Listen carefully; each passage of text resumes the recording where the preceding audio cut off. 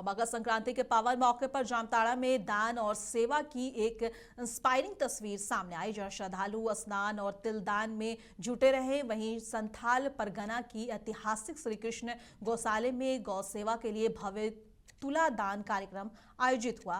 मारवाड़ी युवा मंच की पहल पर बच्चों को लेकर बुजुर्गों तक ने अपने वजन के बराबर पशु आहार दान कर गौ माता की सेवा के कार्यक्रम के दौरान गेम्स और मनोरंजन भी हुए। विजेताओं को सम्मानित किया गया। मंच अध्यक्ष ने कहा कि हर साल मकर संक्रांति पर यह सेवा अभियान चलाया जाता है ताकि समाज में संस्कार की भावना और मजबूत हो। जामताड़ा शाखा की ओर से हर वर्ष की भांति इस वर्ष भी गौशाला प्रांगण में तुलादान का कार्यक्रम किया जाता है।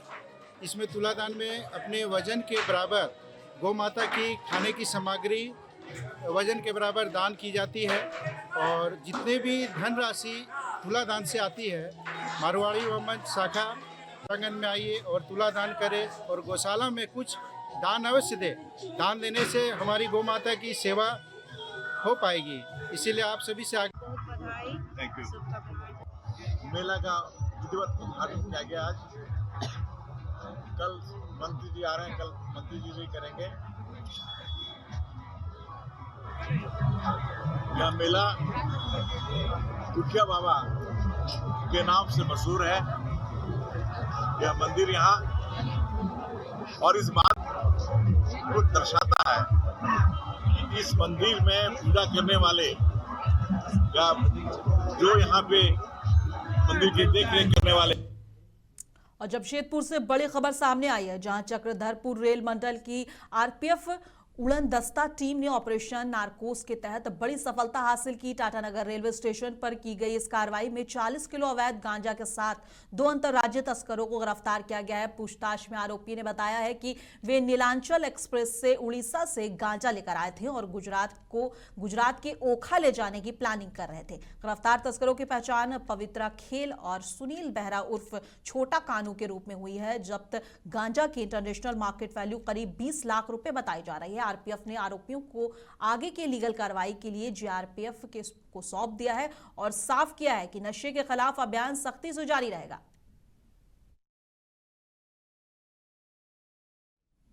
और जमशेदपुर के मानगो नगर निगम कार्यालय पर आज जन समस्याओं को लेकर जनता दल यूनाइटेड की एक ओर से धरना दिया गया और जेडीयू पूर्व सिंहभूम जिला इकाई के नगर आयुक्त को ज्ञापन सौंप कर पानी, साफ सफाई, नाली और स्ट्रीट लाइट और सड़क जैसी बेसिक सुविधाओं से जल्द समाधान की मांग की गई। पार्टी नेताओं ने कहा है कि मानगो में आबादी तो तेजी से बढ़ रही है, लेकिन सुविधाएं उसी रफ्तार से नहीं बढ़ पा रही हैं। गंदगी, जल जमाव और पेयजल संकट से लोग परेशान हैं। स्ट्रीट लाइट खराब होने से रात में सुरक्षा का भी खतरा बना रहता है। जेडीयू ने चेतावनी दी है कि अगर जल्द सुधार नहीं हुआ तो आंदोलन और तेज किया जाएगा।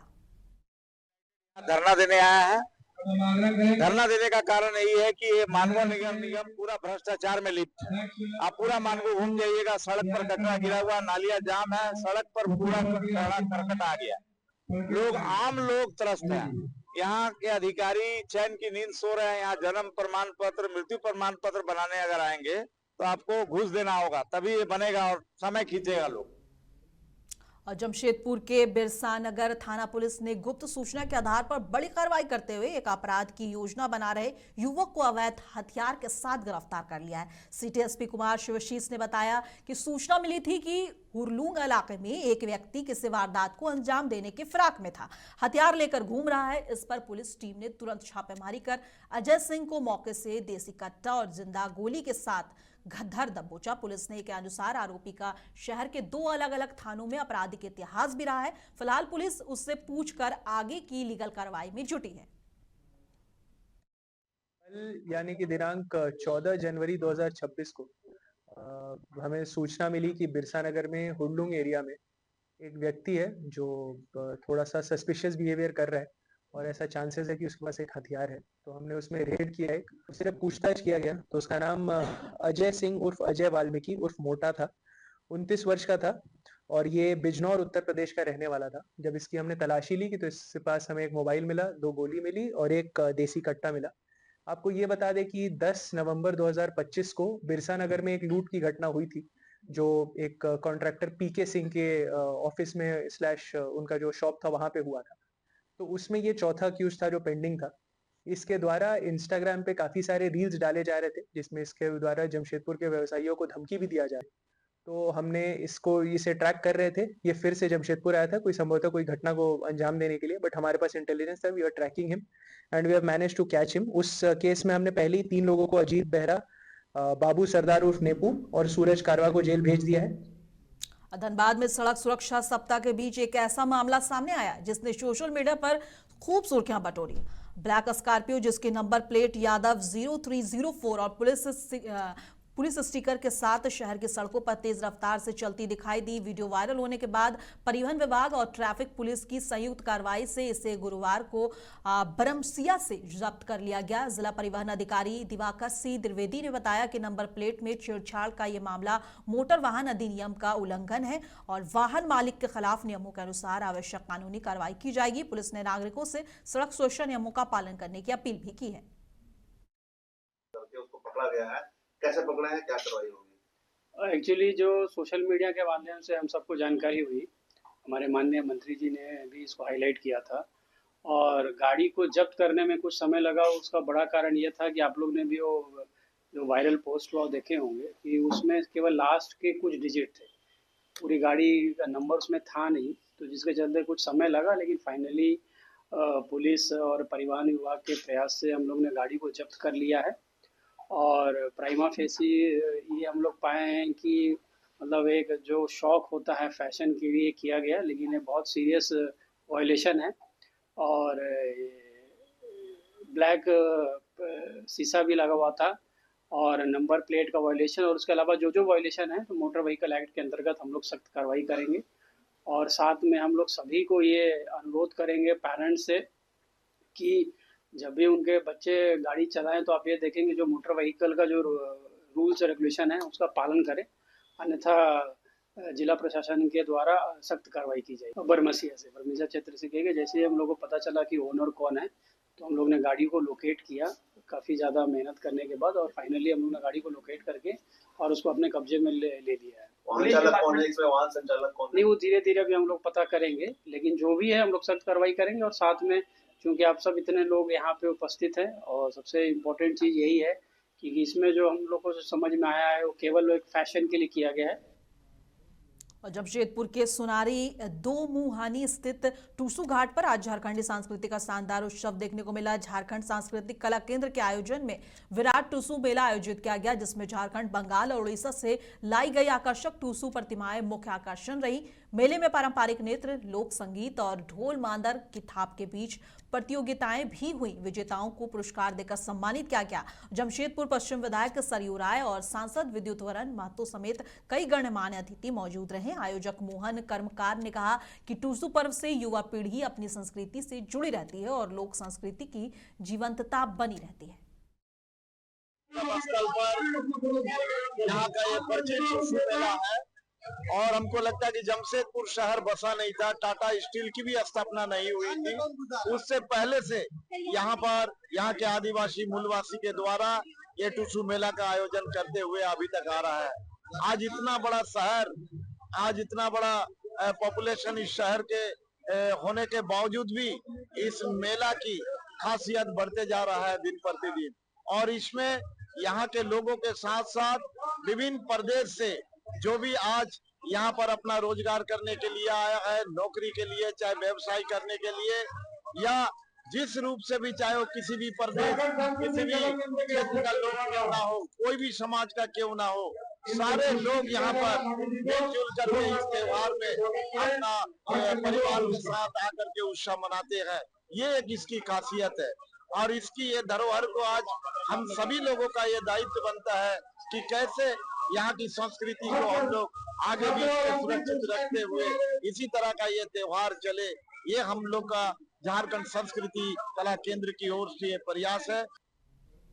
जमशेदपुर के सुनारे स्थित दो मुहानी संगत घाट पर मकर संक्रांति के पावन अवसर पर दो मुहानी संगम महोत्सव 2026 भव्यता के साथ संपन्न हुआ। हिंदू उत्सव समिति और उम्मीद एक अभियान के संयुक्त तत्वाधान में आयोजित इस 2 दिवसीय महोत्सव में 1 लाख से अधिक श्रद्धालुओं ने हिस्सा लिया। मुख्य आकर्षण रहा मां स्वर्ण रेखा की भव्य आरती, जो बनारस और हरिद्वार की तर्ज पर संपन्न हुई। इस दौरान पूर्व मुख्यमंत्री चंपई सोरेन, सांसद विद्युत वरण महतो और स्थानीय विधायक सरयू राय समेत कई गणमान्य लोग उपस्थित रहे। महोत्सव ने श्रद्धा, भक्ति और सांस्कृतिक संगम का अद्भुत अनुभव प्रदान किया। और मकर संक्रांति के मौके पर गिरिडीह में नगर विकास मंत्री सुदिव्य कुमार ने अपने आवास पर सभी सदस्यों के बीच मकर संक्रांति मनाई। इस मौके पर मंत्री ने झारखंड वासियों के लिए सुखद जीवन की कामना की। पावन पर्व के उपलक्ष्य में सूर्य के संक्रमण काल में दक्षिणायन से उत्तरायण होता हुआ सूर्य आने वाले दिनों में आने वाले वर्ष में पिछले वर्ष से भी ज़्यादा बेहतर समृद्धि, सुख और शांति लाए। पूरे झारखंड वासियों को इस संक्रांति के पर्व पर मेरी हार्दिक शुभकामनाएं। मकर संक्रांति के शुभ अवसर पर जामताड़ा जिले के मेझिया पंचायत में भव्य क्रिकेट टूर्नामेंट का आयोजन किया गया। 14 जनवरी को खेले गए फाइनल मुकाबले में मोमिन टोला मेझिया और बाबा 11 श्यामपुर की टीम आमने सामने हुई। रोमांच से भरपूर इस मुकाबले में मोमिन टोला माझिया ने शानदार प्रदर्शन करते हुए जीत दर्ज की। फाइनल मैच में मानव अधिकार केंद्र के सचिव हाफिज एहतशामुल मिर्जा और झारखंड प्रदेश महासचिव अकबर अंसारी मुख्य अतिथि के रूप में मौजूद रहे। दोनों अतिथियों ने खिलाड़ियों का उत्साहवर्धन किया और ग्रामीण क्षेत्र में खेल सुविधा बढ़ाने पर जोर दिया। हाफिज एहतशामुल मिर्जा ने कहा है कि गांव में प्रतिभा की कोई कमी नहीं है, जरूरत सिर्फ सही मंच की है। वहीं अकबर अंसारी ने मेझिया में आधुनिक क्रिकेट ग्राउंड बनाने की मांग रख दी।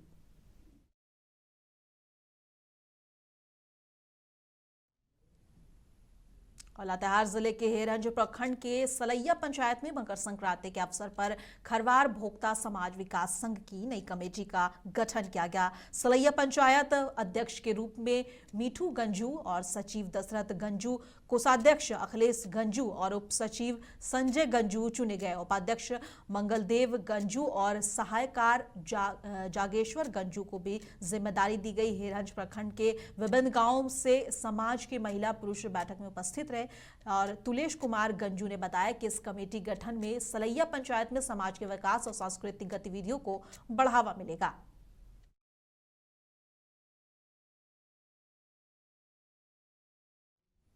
कोडरमा में मकर संक्रांति के पावन अवसर पर युवा नेता उमेश यादव और अरुण यादव के नेतृत्व में सामाजिक समरसता का सुंदर उदाहरण देखने को मिला। इस मौके पर हजारों गरीब और जरूरतमंद लोगों में चूड़ा दही का वितरण किया गया। कार्यक्रम में स्थानीय नागरिक, समाजसेवी और गणमान्य लोग भी शामिल हुए। उमेश यादव ने कहा है कि समाज के हर वर्ग को साथ लेकर चलना उनका संकल्प है और आगे भी ऐसे सामाजिक कार्य जारी रहेंगे। अरुण यादव ने कहा कि त्योहार और पर्व तभी सार्थक हैं जब तक उनकी खुशियां समाज के अंतिम व्यक्ति तक ना पहुंचे।